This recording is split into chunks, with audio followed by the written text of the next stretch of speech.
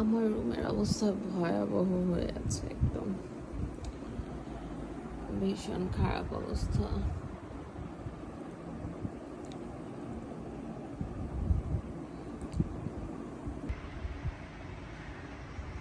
চোখের অবস্থা ভয়াবহ খারাপ।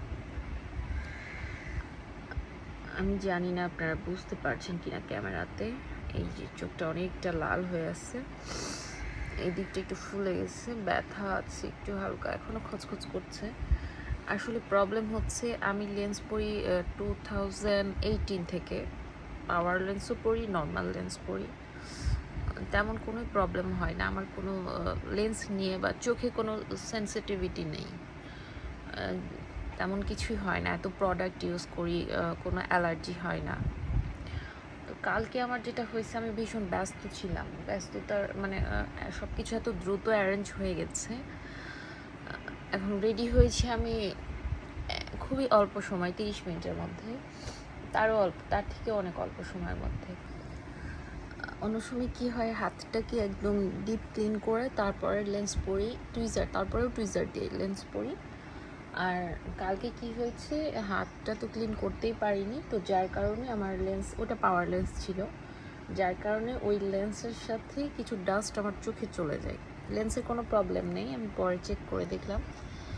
তো ডাস্ট চলে যাবার কারণে এই যে অবস্থা খুবই খারাপ। তখন হালকা একটু ব্যথা করছিল, আমি বুঝতে পারিনি। প্রোগ্রাম ছিল তো, অনেক প্রেশার ছিল মাথার উপরে, তারপরে হচ্ছে জাহিদ বাসায় ছিল না, সবটা আমাকে একাই করতে হয়েছিল। তো সব কিছু শেষ করে ওর জন্য ওয়েট করতে হয়েছিল অনেকক্ষণ। তো মাঝখানে একবার লেন্স খুলেছিলাম আধা ঘন্টার জন্য, তারপরে আবারও আসছে, তখন আবার পড়ছিলাম যে ছবি ওঠানো হয়েছিল না, তখন আমার কিছু মনে হয়নি। পরে যখন খুলছিলাম তখন দেখলাম যে ভীষণ এই দিকটা অনেক লাল হয়ে গেছে, মানে খেয়াল করিনি ভালোভাবে, প্রচুর লাল হয়ে গেছিলো। আর আমি এত টায়ার্ড ছিলাম যে কাল রাত্রে ভালোভাবে যে পানি দিয়ে একটু ক্লিন করব, আমি পারি না। লেন্স খুলে কোনো রকমই হচ্ছে মেকআপ হালকা পাতলা উঠায়, এই যে এখনও ডিপ ক্লিন করা হয়নি ফেস, নর্মালি ফেস ওয়াশ করেছি। তো কোনো রকম এটা হচ্ছে মানে একবার একটু পানির ঝাপটা দিয়ে ঘুমিয়ে পড়েছিলাম।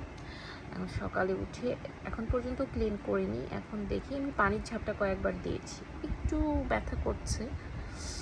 আর এদিকটা ফুলে আছে, একটু খচখচ করছে, এই পর্যন্ত খুব একটা প্রবলেম হচ্ছে না। তবে এরকমটা আমার সাথে কখনোই হয়নি। আমি ভিডিওর ফার্স্টেই বলেছি যে আমি লেন্স ইউজ করি 2018 থেকে। আমার ভুল হয়েছে বলতে, আমি লেন্স ইউজ করি 2016-এর শেষের দিকে, মানে ওই ডিসেম্বর, হ্যাঁ হ্যাঁ ডিসেম্বরের দিক থেকে ইউজ করি।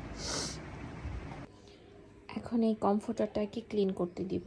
এটা আমি মেশিনে দেই না, কারণ হচ্ছে খুব একটা ডিপ ক্লিন হয় না। আর একজন আন্টি আছেন, উনি হচ্ছে, ওনাকে দিলে উনি খুব ভালোভাবে ক্লিন করে দেন, ওনার কাজ আমার খুব পছন্দ।